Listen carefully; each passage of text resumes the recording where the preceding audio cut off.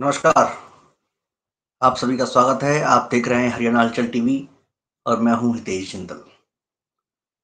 दोस्तों, किसी कवि ने कहा है कि भीतर कौन देखता है, बाहर रहो चिकने, यह मत भूलो यह बाजार है, यहाँ सब आए हैं बिकने। जी हाँ, ये पंक्तियां हरियाणा के आज के राजनीतिक सिनेरियो पर बहुत सटीक बैठ रही हैं, क्योंकि जिस तरह से राजनीतिक पार्टियां अपने आप को आजकल प्रेजेंट कर रही हैं, उससे ऐसा ही लग रहा है कि सिर्फ बाहरी चमक-दमक दिखाई देती है, लेकिन अंदर की चीज़ें वो राजनेताओं को नज़र नहीं आ रही हैं या फिर उनको देखना ही नहीं चाहते।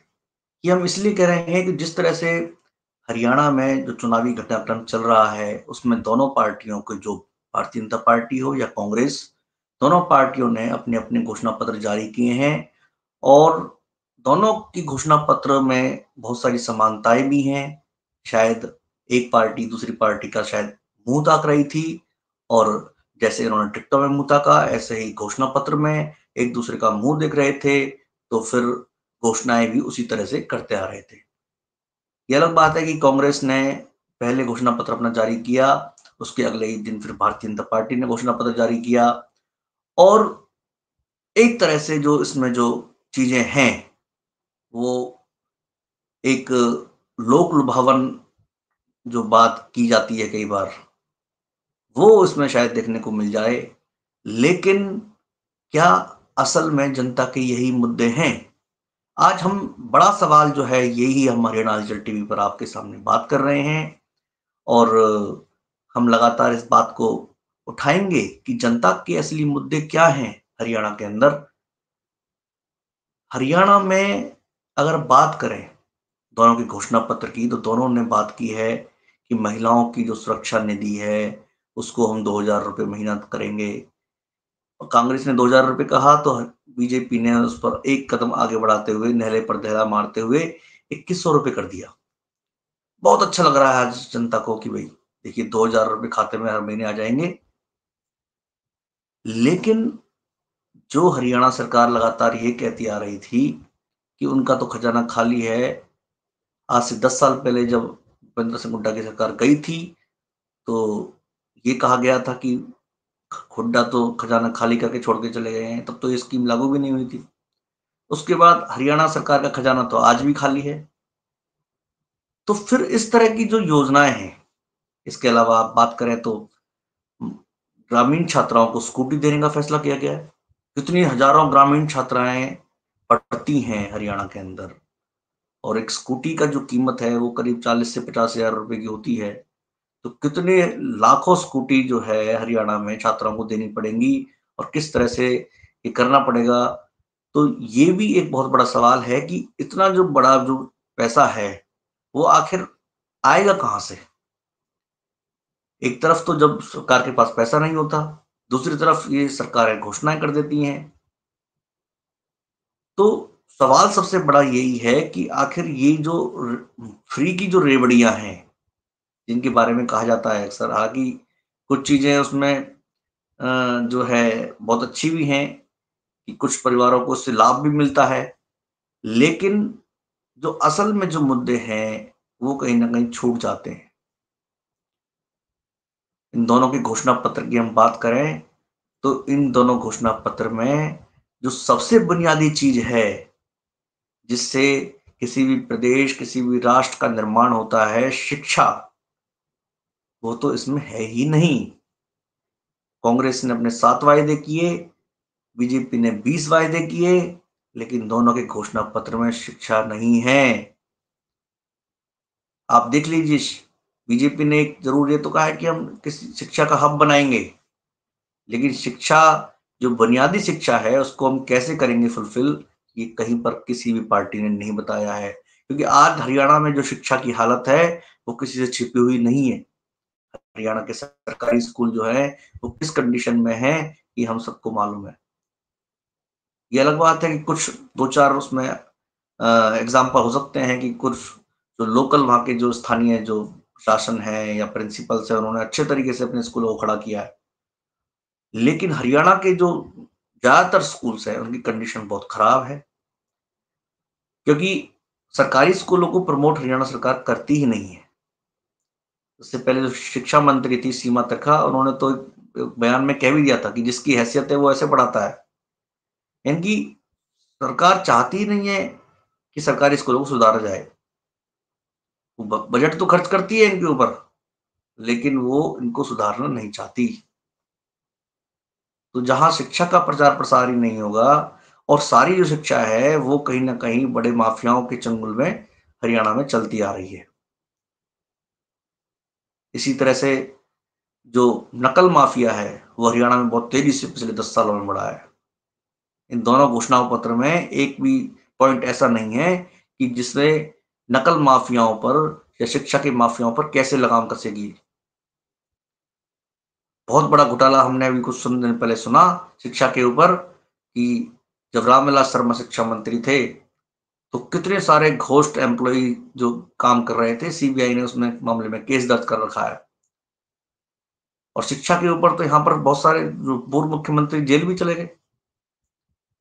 तो इस तरह से जो अनट्रांसपेरेंट जो सिस्टम है, जो जो बिल्कुल एक ऐसा कहें कि जो पारदर्शिता जहाँ पर कहीं नज़र ही नहीं आती, उस ऐसी दिशा में सरकार कैसे काम करेगी, ये बहुत बड़ा सवाल है। दूसरा जो महत्वपूर्ण बिंदु है, वो है स्वास्थ्य का। हरियाणा की स्वास्थ्य की दशा देखें तो कितनी खराब नज़र आती है। क्या आप मेरी इस बात से इत्तेफ़ाक रखते हैं? क्योंकि हरियाणा के किसी भी अस्पताल में जाके देख लीजिए आप, एक तो अस्पताल कंप्लीट ही नहीं है। अगर स्वास्थ्य सबको देना है, तो गाँव-गाँव तक अस्पताल होने चाहिए। लेकिन हरियाणा में अस्पताल ब्लॉक लेवल तक भी पूरे नहीं हैं और फिर हैं भी तो उनकी स्थिति क्या है? उनकी स्थिति ऐसी है कि ना तो उनमें कोई टेस्ट होते हैं, ना कोई अल्ट्रासाउंड मशीन है। अल्ट्रासाउंड मशीन कहीं पर है भी तो वहाँ पर अल्ट्रासाउंड नहीं हो पाते हैं। किस तरह की बातें की जाती हैं हरियाणा के अंदर कि हम जो है कोई एक पार्टी कहती है कि 25 लाख रुपए का बीमा करा देंगे। दूसरी पार्टी कहती है कि 10 लाख रुपए का बीमा करा देंगे। तो एक तरह से न्हैले पर ढेला मारा जा रहा है, लेकिन जो असल में जो बात है, वो बात बिल्कुल उससे भटकाया जा रहा है। इनकी जो शिक्षा और स्वास्थ्य जो लोगों को चाहिए, वो स्वास्थ्य कैसे मिलेगा? आयुष्मान योजना का हाल हमने देखा। हरियाणा के अंदर तो बहुत बुरी स्थिति है आयुष्मान योजना की। लोगों को प्राइवेट अस्पताल इलाज देने से मना कर देते हैं, भगा देते हैं, आयुष्मान कार्ड के जो लोग हैं। सरकार अपनी पीठ थपथपा रही है। क्या सरकार इस तरह की ग्राउंड रियलिटी से कैसे अनजान रह सकती है? इसका मतलब सरकार को ये कुछ दिखाई नहीं देता। और इसी तरह से ना कांग्रेस पार्टी ने कोई इस तरह का मुद्दा उठाया हरियाणा के अंदर। लोगों की जो बुनियादी चीज़ है, शिक्षा और स्वास्थ्य, इसके बारे में कांग्रेस पार्टी ने भी कभी कोई मुद्दा नहीं उठाया। तो स्वास्थ्य के क्षेत्र की जो हरियाणा की स्थिति है, बहुत खराब है। हरियाणा में प्राइवेट अस्पतालों में बहुत महँगा इलाज है। सरकारी अस्पतालों की हालत बहुत खराब है और एक मनमानी एक तरह से कहें, तो प्राइवेट अस्पतालों की भी चलती है। एक बहुत बड़ा एक नेक्सस सामने आता है, जिस तरह से ये मेडिक्लेम का जो सिस्टम जब से आया है, किस तरह का इलाज प्राइवेट अस्पतालों में किया जाता है, ये हरियाणा के बहुत सारे लोग देखते हैं। तो कुल मिला के शिक्षा और स्वास्थ्य पर बिल्कुल ध्यान नहीं दिया गया है। तीसरी बात जो महत्वपूर्ण बात जो हम बात कर रहे हैं, सुरक्षा। सुरक्षा का विषय क्या इम्पोर्टेंट नहीं है? हमने देखा पिछले 10 सालों के अंदर हरियाणा में किस तरह के जुर्म, क्राइम बहुत तेज़ी से बढ़ा है और उससे पहले भी था। यहाँ किसी पार्टी विशेष की बात नहीं हो रही है, यहाँ पर बात हो रही है मुद्दों की। हरियाणा में चोरी, अपहरण, लुटेरे, डकैती, हत्या, फिरौतियाँ इतनी तेज़ी से बढ़ी हैं कि लोग कहते हैं कि उत्तर प्रदेश में क्राइम कम हो गया है, हरियाणा के अंदर आ गया है। लेकिन फ्री की रेवड़ियाँ बाँटने पर ध्यान है, शिक्षा, स्वास्थ्य और सुरक्षा पर ध्यान नहीं है। सड़कें हरियाणा में कितनी खराब हैं, ग्रामीण क्षेत्रों की कनेक्टिविटी कितनी खराब है। घोषणा पत्र में इस बात का बिल्कुल जिक्र नहीं है। बिजली की बात की जा रही है, बिजली जो है कोई फ्री यूनिट्स देने की बात कर रहा है, लेकिन बिजली 24 घंटे कैसे आएगी? पीठ थपथपाने के लिए तो बहुत अच्छा है, जलमंग योजना भी चलाई है, कई जिलों में स्थिति सुधरी है, लेकिन अधिकतर हरियाणा में आज भी बिजली और पानी के लिए तरसना पड़ता है।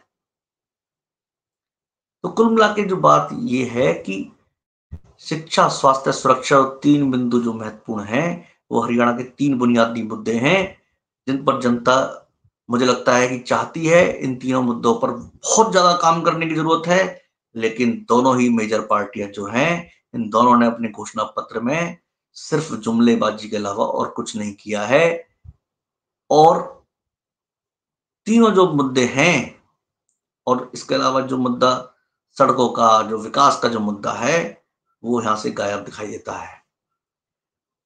तो लगातार आप हमें अपनी राय बताइए, हमारा आपको ये वीडियो कैसा लगा, ये भी बताइए। क्या आप हमारी इन बातों से सहमत हैं? और आप अपनी कोई हम लगातार आपकी बात को उठाते रहेंगे और हमारे आपसे एक गुजारिश है कि हमारे चैनल को लाइक, शेयर और सब्सक्राइब ज़रूर कीजिए, जिससे कि हमारी हौसला अफ़ज़ाई हो सके। नमस्कार।